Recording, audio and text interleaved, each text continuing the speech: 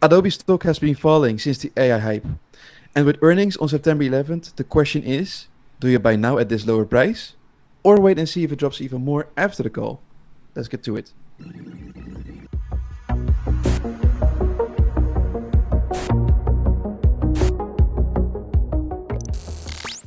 Welcome to another video. My name is Robin and I'm joined by Kirill. And today we'll be diving into a company we have been discussing before. Around the same time when Sora hit, we have a link up here as well, so you can have a bit of retrospect on these two videos. But yeah, we are back at Adobe and they have their earnings calls this week.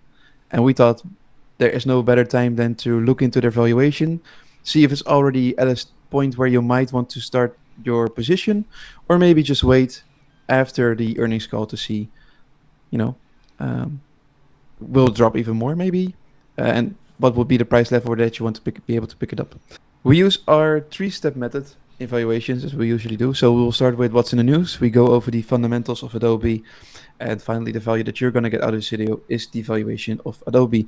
And guys, remember, this is not financial advice, just a starting point of your own due diligence. Crew, what's in the news? I think, as you said, there's pretty much no news, which is a good thing and a bad thing is, of course, apart from the fact that there's going to be an earnings call on September 11th, so in a couple of days, and it's actually quite interesting to kind of revisit one of our previous videos on Adobe, which actually went pretty well. I think it was even one of our best ones on the channel, so thank you guys as well, if you're here from even back in the days. Maybe also in the meantime, Robin, you can also have a look what our valuation was for Adobe from back in the days while we're talking. But right now what we see is actually interesting, because Adobe stock is really falling off since the highs of November 2021.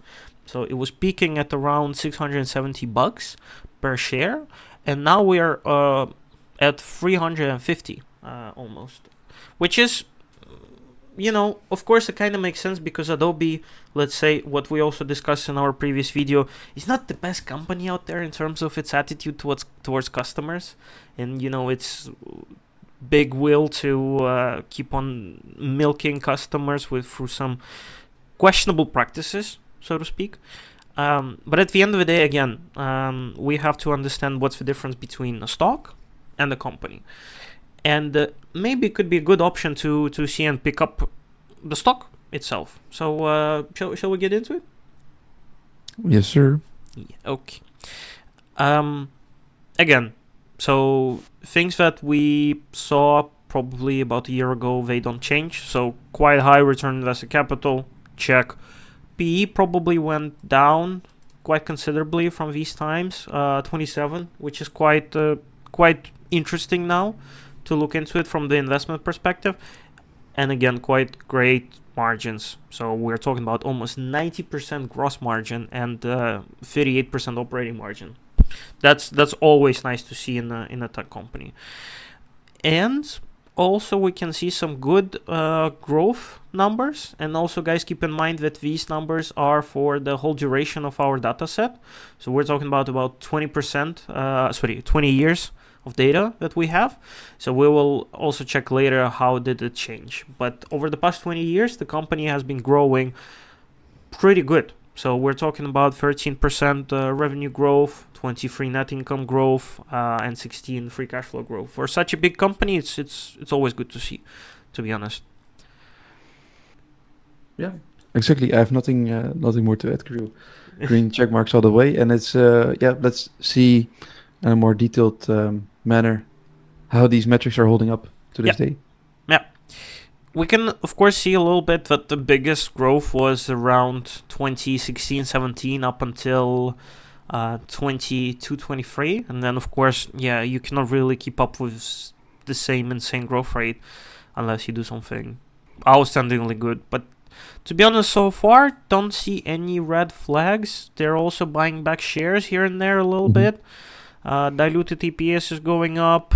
They have more or less stable long-term debt. So, and we're talking about 4.4 billion of long-term debt, and with regard to the free cash flow, yeah, they can easily afford to pay it down like in in a year if they wish to do so. So I think it's quite good. Do you have anything Yep. else to it? Yeah, I just saw the increase in net earnings compared to the other years. It's also quite increasing. So, I mean, they must be doing something right, either with more efficiency or sales.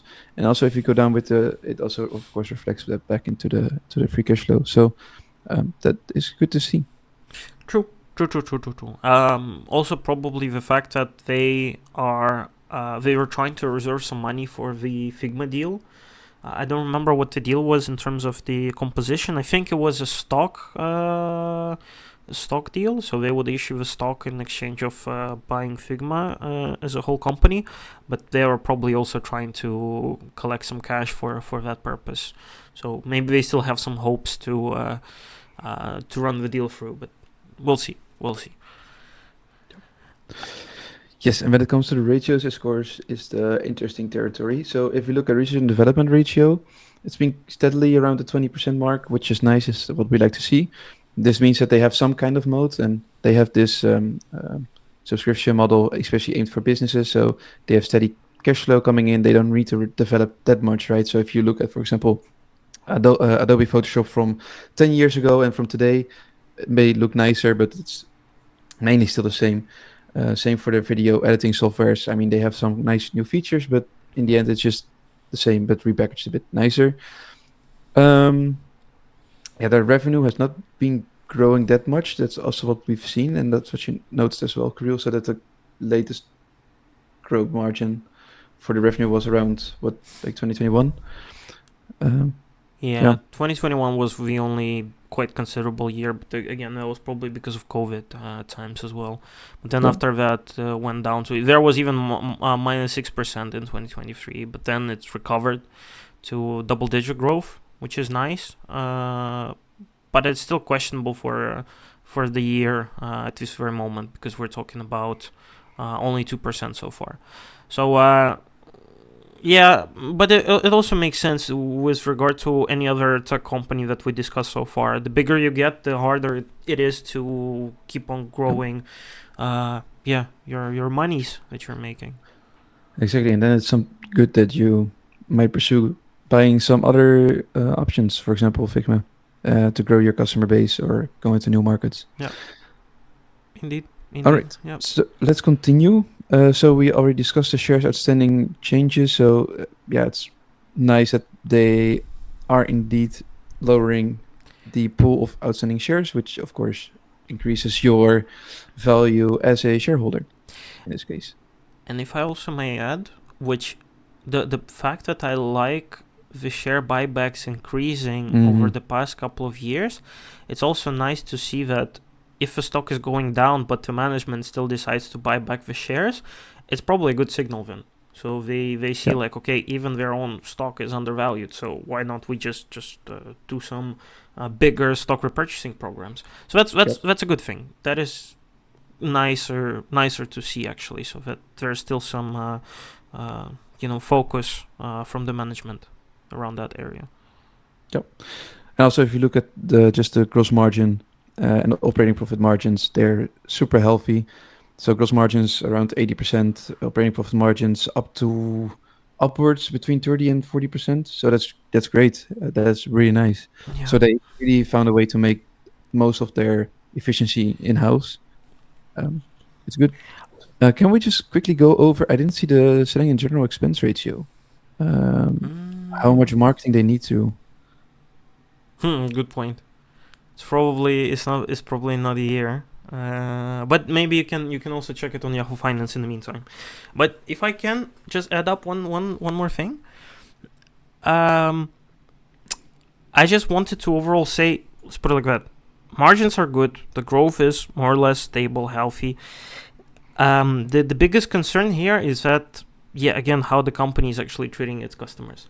So if they are able to turn that around, if they can do something around, against stopping these outrageous practices, milking customers here and there, just trying to go for a quick buck, that would be way better. And I think it's also going to improve the attitudes of investors to potentially also put money on this horse. Because otherwise, probably doesn't matter how good the stock would be, there's still a chance that it's going to have the public negativity in the social media and stuff like that, and it's also going to probably affect the stock. So it's a bit of a risky bet if you would think about it. So it's financials wise good again, stock wise not really. Sorry, company wise not really. But Rob, did you find anything around the? I just see that they have been annually increasing their sales and general expenses, but around 10%. Mm. So that is growing more rapidly than, for example, their revenue. No. Their revenue increases. So they're also, especially in just before AI, they increased it with almost 15%. Last year they increased it with 7.8%. There it was about 7.2 billion in marketing and That's a lot. other related. Yeah. That's quite a lot. Yeah. So that also begs the question of how ready they are for competition. Like for example, competition from AI tools, right? So we were Mhm. talking about Sora the other day. Then we're also talking about even Canva. It's an easy tool. It's a quick tool to just that solves a bunch of problems that Adobe tooling is also trying to solve. But it's way better. It's nicer. It's easier to follow, and it's not as complicated. Of course, it's targeted towards another customer group, but still, competition. So if they have to increase their selling expenses, then yeah, it's a bit of a red flag, to be honest, I think. Yeah, I agree. All right, so let's dive into the valuation crew. So you asked me at the beginning of the video what was the valuation that we had. Well, this is a year ago. Yeah. Oh yeah. So we had a target buy price of $340 ish, and the average valuation of $485, and we had a margin of safety of 30%. So and if we it's look now, almost exactly, it's we're almost at that almost price, there. but then we're also a year later. So it will be fun to see what the valuation is now, and if you should pick it up now and start your position, or Yeah. maybe wait after the call. Yeah. Because we also discussed this before we started filming. But for example, Figma cannot live up to expectations, given it's a bit of a newer company with maybe some more growth to it. It might be a bit worrisome for Adobe if the shareholder expects a lot of return on their on their finances. Anyway, crew, let's get into it. So for the free cash flow starting point, we always use last year's free cash flow starting point. Unless, for example, it's negative, then we change it to some other number because you will get very weird calculations. The projection period, but crew, it's always difficult with these kind of tech companies, right? I mean, I don't see Adobe going anywhere, considering also, for example, their enterprise packages. Some of these B2B clients, they will move at such a slow pace that, yeah, I don't see it going away in the next 5 years, maybe not even 10 years. But we also have to account, of course, for the growth that we will put in. So maybe, let's say 5 years. Sure, agree. The discount rate we normally put is at 10%.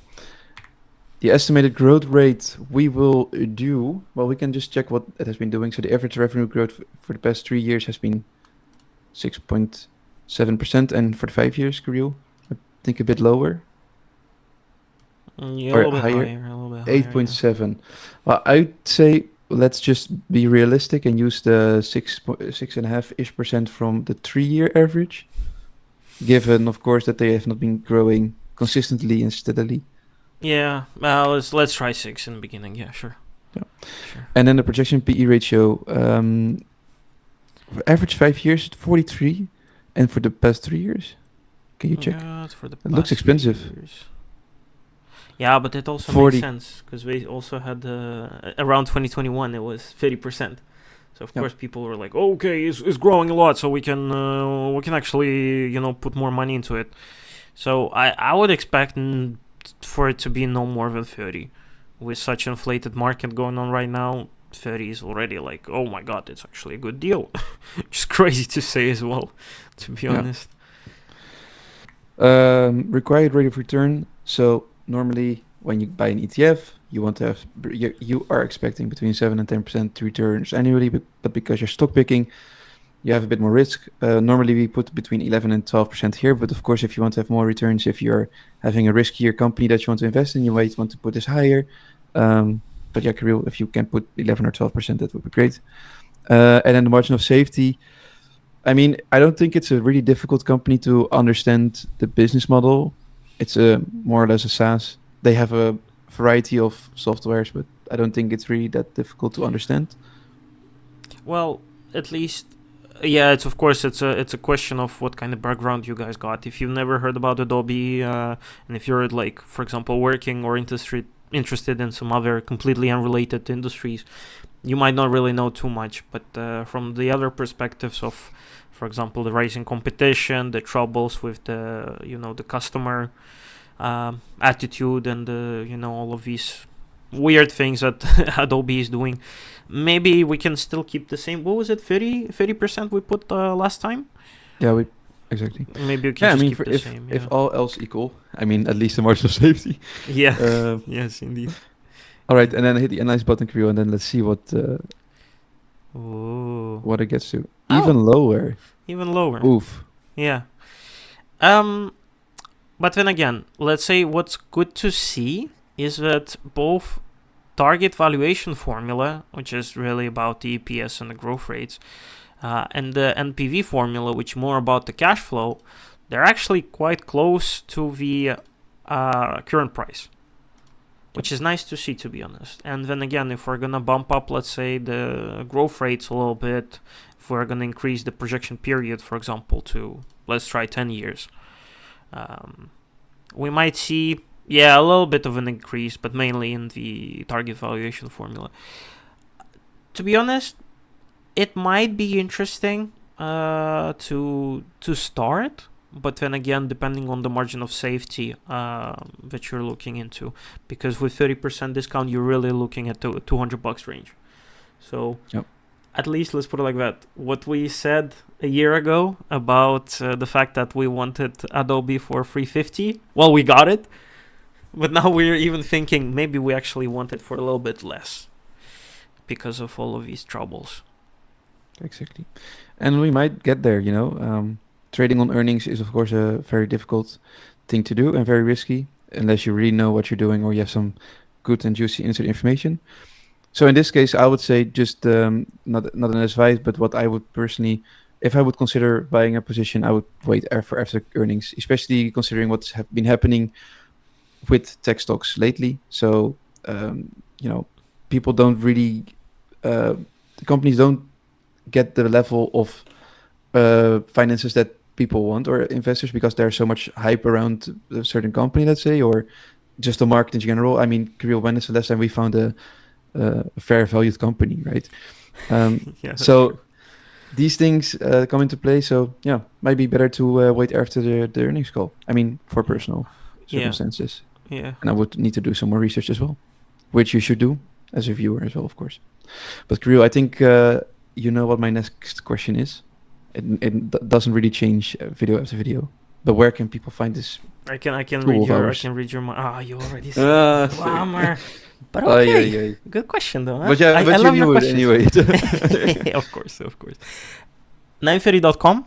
The link would be, of course, under the description.